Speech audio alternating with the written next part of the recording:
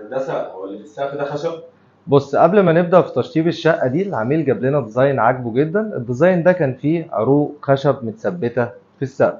بس قابلتنا مشكلة في الشقة دي، ان السقف هنا عبارة عن سقف جبسون بورد، فكان صعب جدا ان احنا نثبت فيه عروق خشب، لان الخشب زي ما انت عارف وزنه بيكون تقيل، وطريقة تثبيته في الجبسون بورد هتكون مش امان وهتكون صعبة جدا.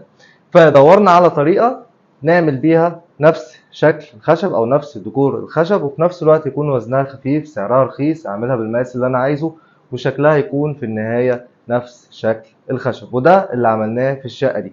استخدمنا حاجة اسمها روستيك. الروستيك ده من انتاج شركة فيوتيك، بيكون عبارة عن قطع حرف يو تدينا شكل الخشب. بيكون في منها مقاسات كتير، بختار المقاس اللي انا عايزه والشكل اللي انا عايزه بناء على الديكور اللي انا عايز اعمله.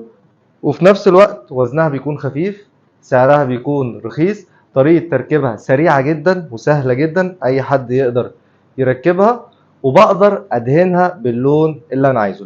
لو انا عايز اعملها لون ابيض فبجيبها بيضة وادهنها لون ابيض، لو انا عايزها مدهونة لون خشبي بجيبها مدهونة لون خشبي، لو انا عايز اجيبها ابيض وادهنها انا اي لون في الموقع او كذا لون في الموقع على حسب اختيارات العميل او على حسب ما موجود عندنا في الديزاين، مفيش اي مشكلة.